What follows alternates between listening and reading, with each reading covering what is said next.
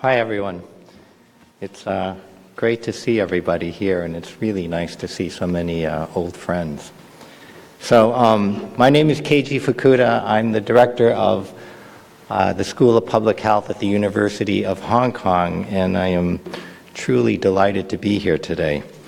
I want to first, thank the organizing committee for putting this together. Dr. Zhao mentioned them, but I also want to mention that the secretariat was led by Dr. Ceci Shah and her colleagues, Ayana Ogawa and An Tran, who really did a lot of the work to pull this all together. And the organizing committee and the secretariat have pulled together a really fabulous group of speakers, and so you'll hear them in a few minutes. And I'll be introducing Laurie Garrett in a few moments. But before I get there, I want to also join Victor in putting this meeting in context.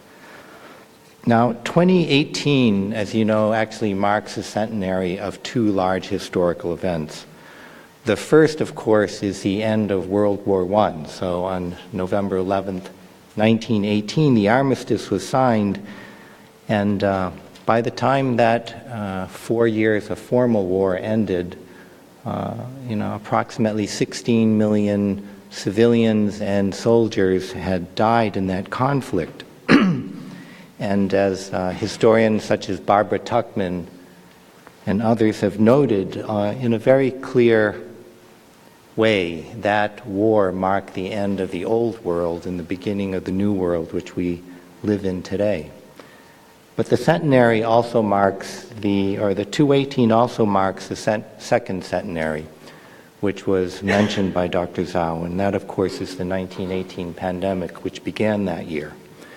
Now, when I entered the field of influenza really a few short decades ago, I think the estimates at that time were typically about 20 to 40 million deaths had occurred, but I think more recently it's clearer that the numbers are higher, and so really 50 to 100 million is probably more accurate in terms of the impact of that. And when you look at that kind of number, this is really in the same range as the number of civilians and soldiers who died both in World War I and World War II combined. Now, I'm not going to try to recount the events of 1918 or the consequences of that war.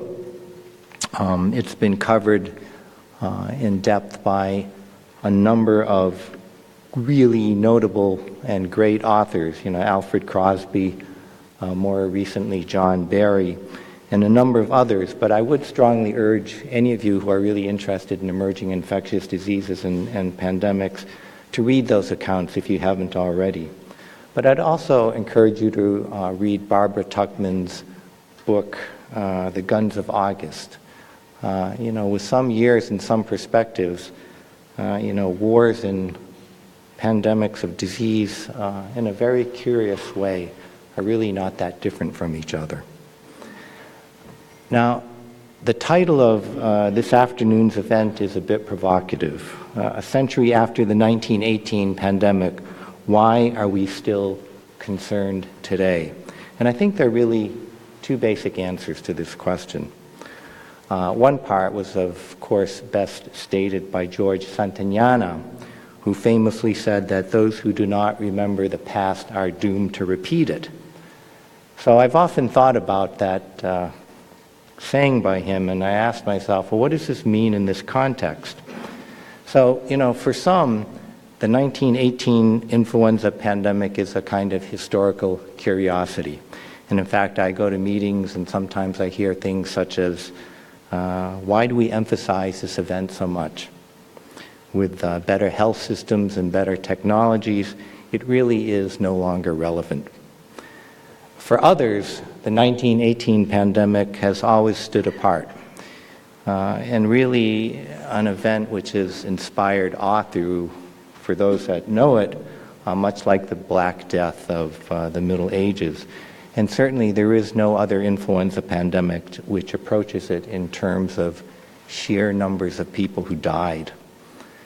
But I believe that ultimately the events since 1918 really have shown us that it is not helpful or accurate to think of the 1918 pandemic as either standing apart or being unique, and certainly not irrelevant. I think rather it is more clear than ever that the 1918 pandemic is really part of a larger fabric. It's part of an unfolding story which continues today. And I was reminded of this as recently as yesterday when my daughters and a friend and myself were very kindly shown by Dan Lucy, who's in the audience over here, who personally took us around to see the Outbreak exhibit at the Smithsonian Museum of Natural History. And so there's a truncated version of the Outbreak exhibit here at the National Academies. If you haven't seen it, you really ought to go and see it. In a very accessible way, what it shows is that these pandemics that we have gone through, these epidemics, are really part of a larger ecosystem. And that becomes very clear when you sit back and think about these events and go through an exhibit like that. So over the past 2 decades now, and someone like Peter knows this better than anybody, we've now seen the emergence of over 30 new infectious diseases. We have gone through outbreaks, some fairly localized, epidemics and pandemics of new infections, and you know them all. HIV, various forms of bird flu, SARS, MERS, Ebola, Zika, and others, many other infections. And 1918 is really part of this larger fabric. It's part of the continuity of these events. But I think the second and probably the more useful answer to the question is that it's clear that another very severe pandemic is possible, if not likely and probable. And the more important part of that observation, though, is that we can do something about it, and that's really the part that I want to get to here. What we have seen since 1918 is that we can change national systems to be more robust, as happened in China following SARS. We can improve global approaches to cooperation, as occurred when the nations of the world adopted the 2005 International Health Regulations. We can better balance the need for information with the need to broaden access to critical technologies, as was done with the pandemic influenza preparedness framework. We can show that health does not stand alone, but is part of a larger family of global priorities, as was done by the Sustainable Development Goals. We can also advance our scientific concepts to reduce siloed thinking, which is perhaps one of the biggest impediments we have, as exemplified by the adoption and now the increasing talking about One Health. And we have shown that we can begin to aim deeper in terms of preparedness, as is envisioned by the Global Virome Project. And certainly we can improve our knowledge and our technologies, as we're going to hear this afternoon. So the bottom line is that we are concerned because we know we can do better, and we can do better if we have the will. That really is the bottom line. So with that as a backdrop, I'd like to introduce our keynote speaker, Laurie Garrett. So possibly similar to many of you, I first learned about Laurie when she published her book, The Coming Plague, Newly Emerging Diseases in a World Out of Balance. That was in, I think, 1995. And sometime after that, Laurie came to CDC to talk about her perspectives, and it kind of set the institution buzzing, which was a good thing. And but I really got to know Laurie better through running into her at different meetings across the globe over a number of years.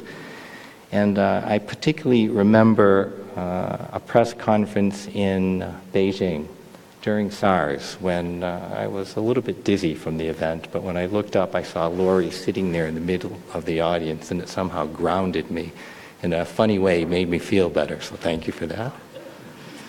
Now, Laurie has been a tireless exponent for keeping our eyes wide open. If I could summarize it, that's how I think what her basic message has been. She's been a finalist for the Pulitzer Prize 3 times. She received it in 1996 for her coverage of the Kikwik Ebola epidemic. She's the only writer to have received a Pulitzer, a Peabody, and the Polk Award, the Polk twice, as well as 4 overseas press club awards. For 13 years, she was the Senior Fellow for Global Health, the Council for Foreign Relations. She was a correspondent with Newsday and with NPR, National Public Radio. And she was the author of 2 other books, Betrayal of Trust, The Collapse of Global Public Health, and the second book, I Heard the Sirens Scream, How Americans Responded to 9/11 and the anthrax attacks. So Laurie is currently founder of the Anthropos Initiative and is a featured writer for foreign policy. So can you join me in welcoming Laurie to the stage?